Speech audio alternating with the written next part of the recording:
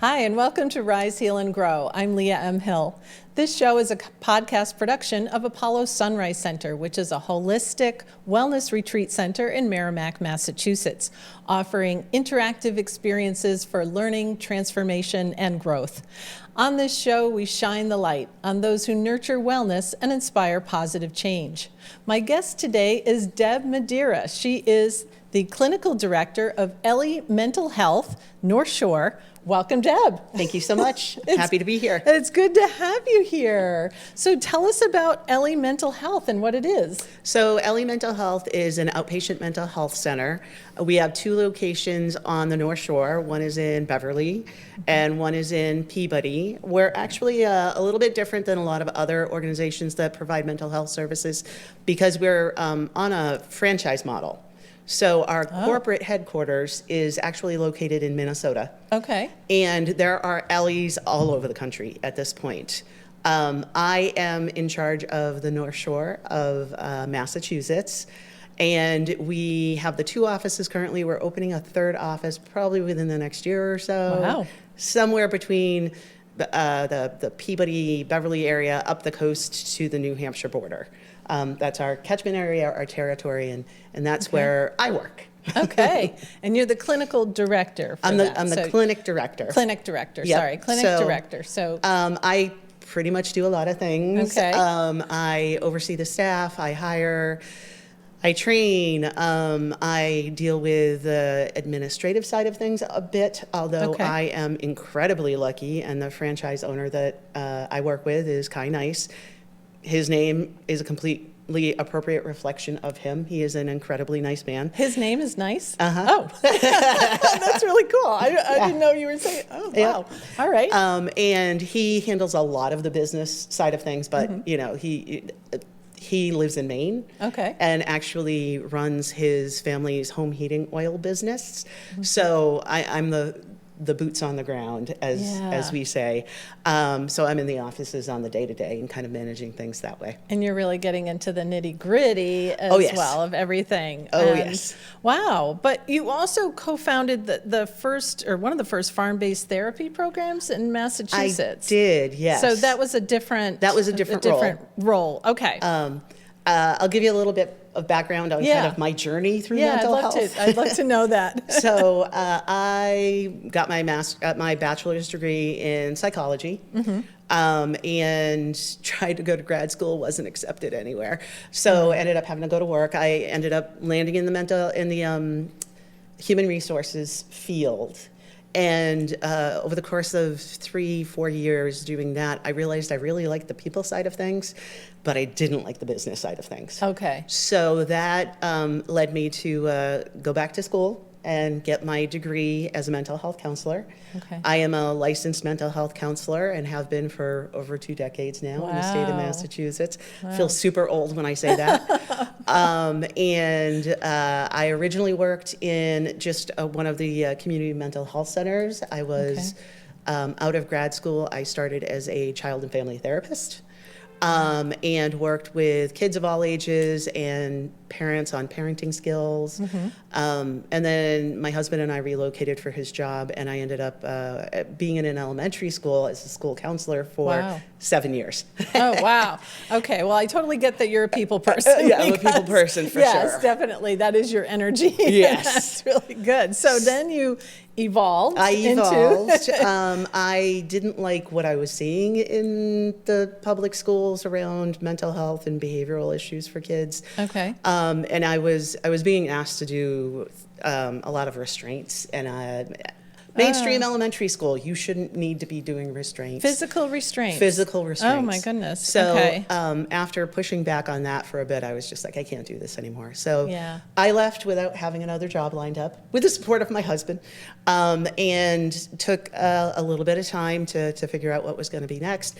And I heard an ad on NPR when I was dropping my kids off at I think it was summer camp, and the ad was about this program for animal-assisted therapy that was going to be starting in Bolton, Mass. And I was like, that's kind of interesting. Yeah.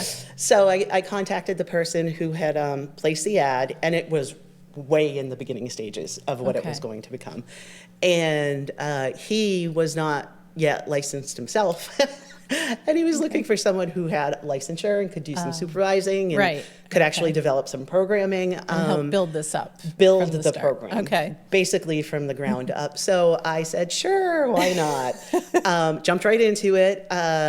Initially, I came on as a supervisor, seeing a handful of clients. By the end of that summer, I was the clinical director. Oh, my and goodness. we were running a partial hospitalization program for a handful of folks. Wow. Using exclusively animal-assisted work and the various therapies we could do right there on the farm. So this was dogs or This was horses? It was a horse farm that we were on initially for the first year. It was one of the other founders, his friend's farm, and they had a riding program there. So they had like 35 horses. So we had a lot of choices. Oh my goodness. Wow. And I was trained in equine therapy in order to be able to do the work more effectively with folks. And then after that first year, the following summer, it was really crowded on that farm because our program had grown and they had the riding program. I would imagine. So my husband and I decided to buy a farm. We bought a farm, and we bought a farm in Bolton, and that is actually where Cultivate Care Farms currently exists. Oh my gosh. I was the clinic director for 5 years. During that time, the first 2-ish years, I still had a founder kind of helping support me. Yeah. And then he moved on, and I ended up taking on more and more responsibility, and ended up kind of being the clinic director and the executive director, and I supervised everyone, and I handled all the administrative stuff, and it was a lot. Yeah. So after 5 years, I hit the point where I love the work, but it was just too much to keep doing. Yeah. So I stepped away from the farm and kind of reconsidered what I wanted to do. So I went back into exclusive outpatient work for a bit. Okay. And discovered kind of shortly after that, I really missed working with the animals. Yeah. So I ended up connecting with someone who was looking to start a partial hospitalization program for adolescents using canines.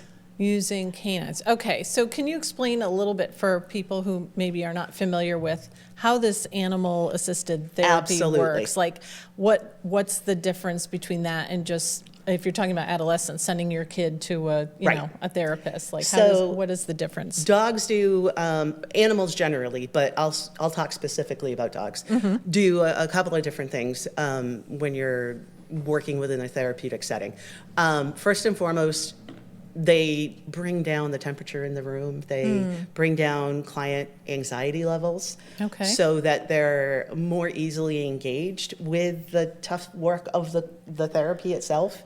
Yeah, because I'm thinking a lot of people are probably just shut down when they come into this. Okay. And I've had people come in for sessions and they're, very apprehensive initially, and then Molly marches in and kind of goes over and sniffs them. Molly's the dog. Molly's my dog. Might want to specify that, right? I know. And she will sniff at them, and they will pet her, and then you can see their shoulders kind of just relax. Oh. And she brings an energy into the room that I can't replicate as a therapist. Right. Sometimes I've had sessions where I'm talking about really tough stuff with someone, and she'll just get up on the couch next to them and put her head in their lap. Oh, just really comforting. When Very they comforting. Need it. And she is not specifically trained to do these things. The way I incorporate canines into animal-assisted work, doing psychotherapy, is I don't want a super well-trained dog. I don't want a dog that is looking to me. Oh, I see. For direction. Okay. You want the dog to take some initiative. I want the proactive. dog to have its free will and come in and engage with that person however they're choosing to engage with that person. Oh. Because that's where the magic is. Okay. Yeah, tell me about that. I want to hear about that. And this is something I share with permission from my staff member who it happened to. I have a staff member, love her, Holly. She's fantastic. She's got a big personality. She's got a lot of energy. She used to be a drama teacher before she became a therapist. Okay. If that gives you any I'm getting the picture. You kind of get a snapshot of what's going on here. Right. And Molly was very standoffish with her. And she was and this was for months. And she came to me one day and she's just like, I don't understand it. Why doesn't Molly want to like spend time with me? I just want her in my office and I want to pet her. I want to spend time with her. And I give her treats and like nothing works. And I said, okay, let's talk about how you're coming across to her. Okay. And is there any place else in your life where this happens? And her face fell. Oh. And she said, oh my God, my teenage daughter.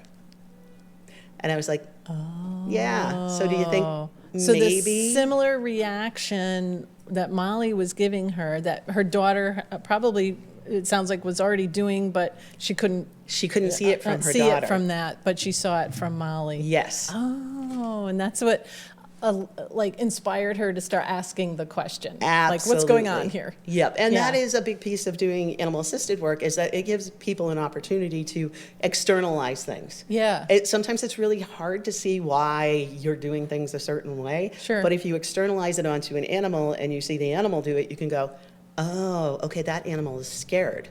Or that animal is, anxious. Or that animal is angry. And it doesn't really matter whether or not the animal is experiencing any of those things, Right. as long as the client is externalizing their own stuff onto that animal.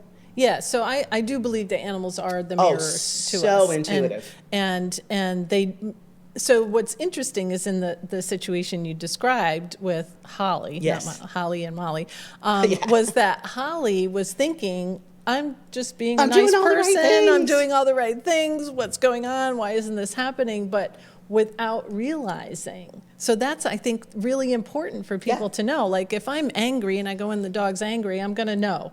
Yep. But if I'm there thinking, oh, I'm just here at work having a normal day, Yeah. why is this dog reacting?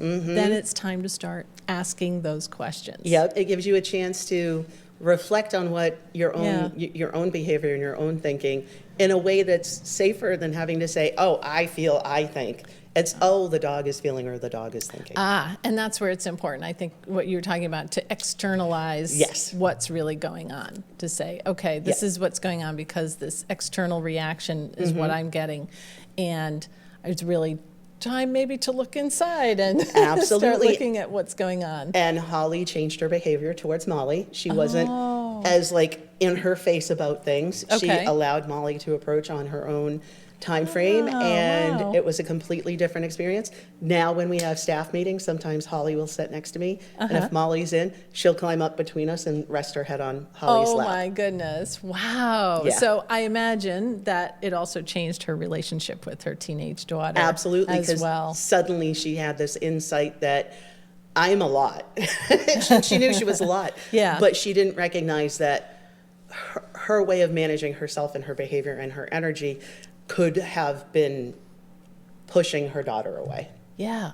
Yeah. So, and there's something that you were talking about, like the magic. I love that when you're talking about the magic between not just the client and the animal, but you as the therapist too. So it's it's three people, interacting here. And how does that magic interplay with the therapist? Is it just about asking the right questions, or? So I think one of the hardest things for folks who are being trained in animal-assisted therapy to learn to do is to talk less. Oh yeah. I can because imagine that's a hard one. Yeah. A lot of therapists Yeah. are tricky to begin with. And I call it using clean language. And what that means is not taking any of my own stuff and labeling it. So instead of saying that, Molly excitedly approached you, I would say, Molly moved towards you. Okay. Because then that can be interpreted as she aggressively moved towards me, she calmly moved towards me, and I took my excitedly feeling out of that and allow space for the client to make that determination themselves. Oh, see, that's key. That's really important right there, because I mean, that's all we do is project, Yes. right? What we're thinking and our emotions. But Yep. for you to have that conscious awareness of it and to share it with people, you're also a mentor, right? To other, absolutely. other therapists. So to have that kind of insight and to be able to say, okay, my word is that I know Molly's excited, but this client doesn't know, maybe. Right. They don't know Molly. They don't know Molly Yep. looks like or how she would move when she's just excited to see somebody. So just saying, Molly, move towards you Yep. without the Without emotional. any sort of Yeah. attributions towards it that would come directly from me. Well, I imagine that's what takes a lot of training and It practice, does. It does. too, It is 'cause the hardest yeah, piece I of the imagine. animal-assisted work. Yeah. Is kind of making sure that you use language that is allowing the clients to have the space to attribute things themselves. Yeah. Getting out of the way of the process. And there have been times, particularly on the farm, less so with the dogs in offices. I think it's just kind of a different vibe. But on the farm, sometimes you'd have a session. You'd be working with the goats, or you'd be working with the chickens, or you'd be working with the horses. And at the end of it, you go, well, I don't feel like I did much of anything during that session Oh, as the therapist. right. Okay. Because you're not in your client's head figuring out what's going Trying to on. figure it out. I see. And then you would find out a week later when they came back that after session they had some big insight or a big revelation that you couldn't have predicted, but that moved them forward in their therapy and in their journey that you had you had very little hand in, Yeah. but you primed the pump for them to be able to do that Yeah. by the work they did with the animals. Yeah. Oh, that sounds amazing because I mean, I can definitely see how people who spend time with horses always say, horses are very healing, which they are. They sure are. And they heal just by being around you. But having you, the therapist, in that role, even like you said, if you don't feel like you're doing much. Sometimes you don't feel like you're doing If you're just much. kind of maybe observing, Yeah. facilitating, Yep. moving things along, it can still have an incredible power of healing more than maybe just with the person and the horse by themselves. Yep, absolutely. Yeah. So that's the key. That's where something like Ellie mental health or the work that you do really comes into play, because some people might feel like I don't need a therapist because I can take a pill Right. or I can do something, Yeah. But this, I think, is the benefit that people need to hear, that you really don't get until you experience it. Right, Yeah. right. And I know when I was working on the farm, lots of times people came to us as kind of a last resort when other things Yeah. hadn't worked or they had been stuck for a while. Yeah. And just being able to provide them the space and the engagement in a very non-threatening, supportive way allowed them to really do some incredible work, usually in a much shorter period of time than traditional talk therapy. Right, because they're getting that support that they need. Yeah, Right. That makes sense. Okay, so a couple of other things you do are CBT and DBT. Correct. Right? Can you explain those two and how they work? CBT is cognitive behavioral therapy. It is one of the classic techniques in particularly talk therapy. And basically what it is the understanding that cognitions, thoughts, feelings, and behaviors are all kind of linked. So if you can change any one of those, Okay. then you can change the other two. So it was thoughts, behaviors, and And feelings. Okay. Oh, if you change one, The others change. the others will change. Okay. Yes. So it's so if you have a lot of negative self-talk or negative Yeah. thoughts, if you can address those negative thoughts in the moment and change them to either neutral or positive thoughts, then your feelings are going to change. Right. And then how you behave will change, in change, response yeah. to the change in your thoughts and your feelings. I get that. Okay. All right. And then DBT is dialectical, that's a hard word to say, behavioral therapy. And dialectical means opposites. So I think the most powerful piece of DBT is that two things can exist at the same time Two things can exist. Okay. that might seem opposite. All right. Like I can love my mother Yeah. and I can be really angry at my mother. Okay. So I instead get of saying, that. Right. but I can be really angry at my mother, it's an And instead of the but. Okay. And that changes how the world looks. Yeah, I can imagine.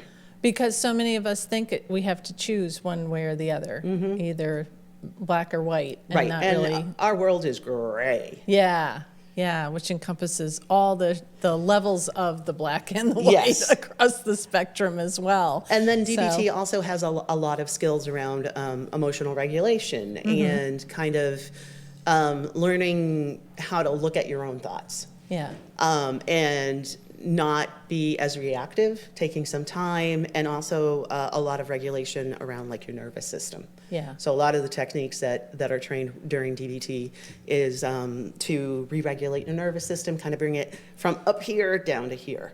Because once you're down here, you think better. Oh, much better. Yes, yes. You think better. And I think it's easy for you to make good decisions for yourself when you're regulated. But I can get that duality that you were talking about. You know, even something I'm going through in my life right now, it scares me. It's taking a big leap, but it's also really exciting. Right. So I'm like, well, can I be? You said but.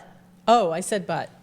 But it's also really exciting. Right. So now I can say and. It's really exciting. It still scares me. Yep. And it's really exciting. It makes it a different experience. A very different experience. Yeah, thank you. And I actually, when I meet with like folks that are in professional settings or whatever, I'm always like, okay, I'm going to teach you one trick right now that is going to change the way you engage with your coworkers and like other programs or wherever you're working. And I said, when you're presenting two pieces of information and you have to tell them something that they may not want to hear, you need to say and.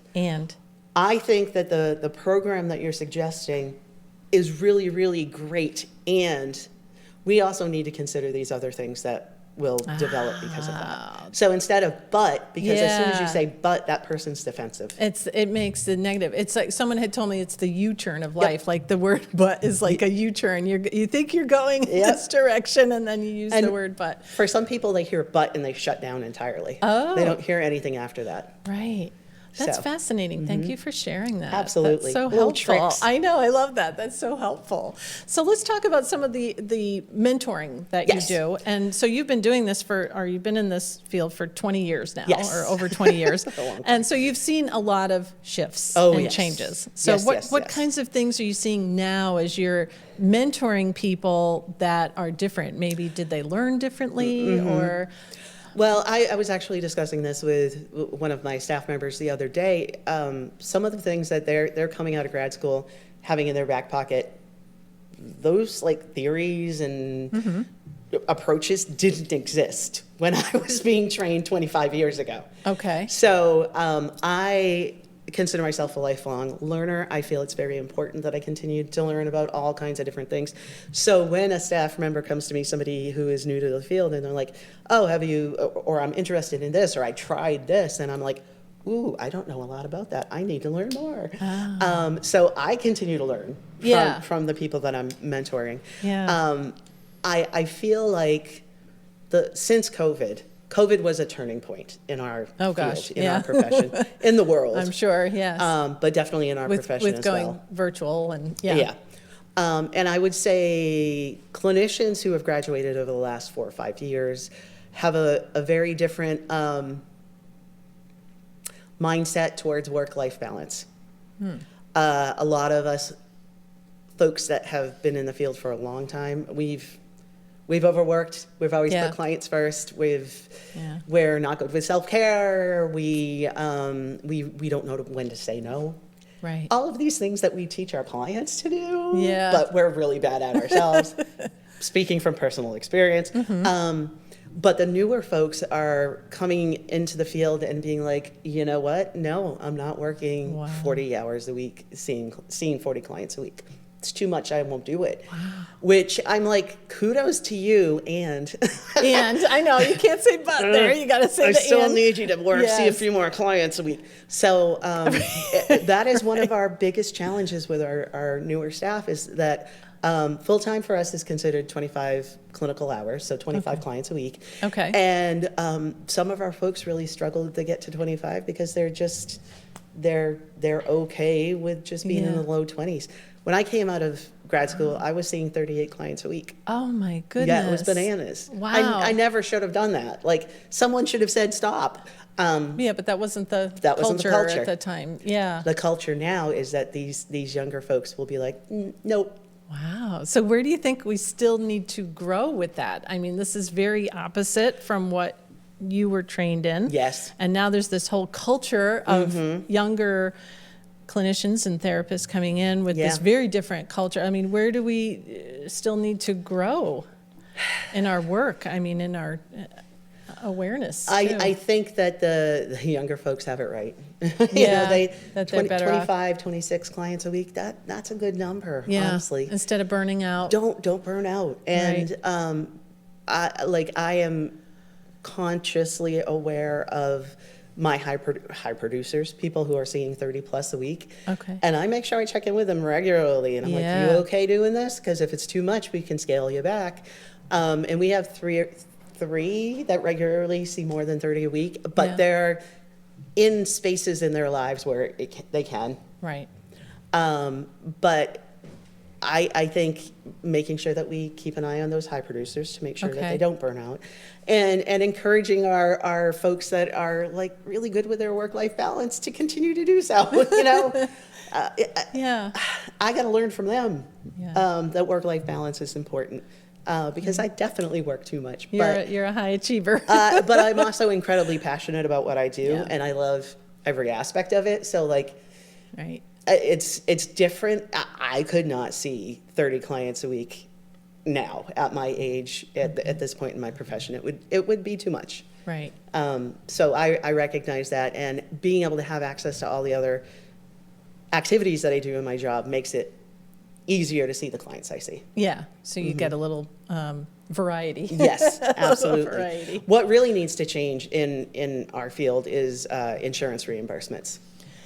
Oh gosh, the whole I can insurance imagine. world needs an overhaul. Right. I am a big proponent, and most people actually in mental health are proponents of single payer. We think that one single insurance should cover everyone, and then everyone can have access.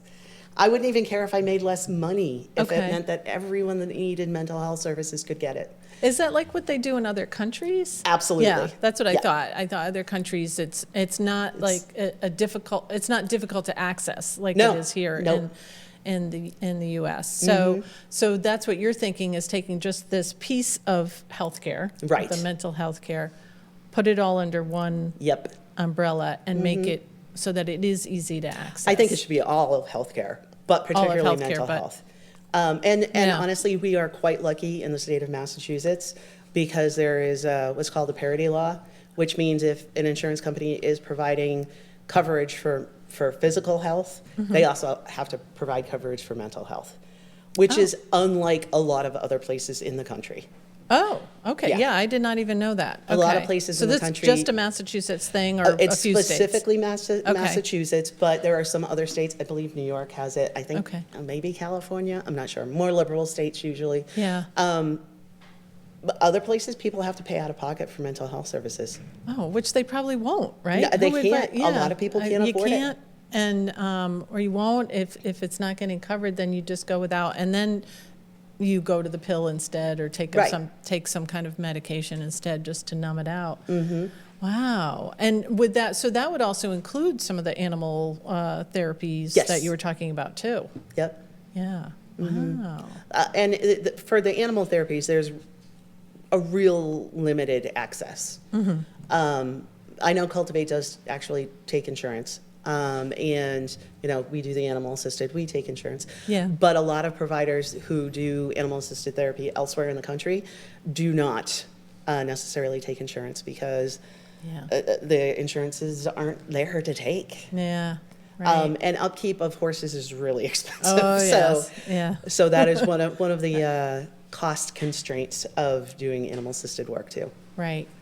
But there's so many other things that you can do, like you said. Even it doesn't have to be a horse. It could be working with the dog in the office. It could be. I know folks who work with guinea pigs.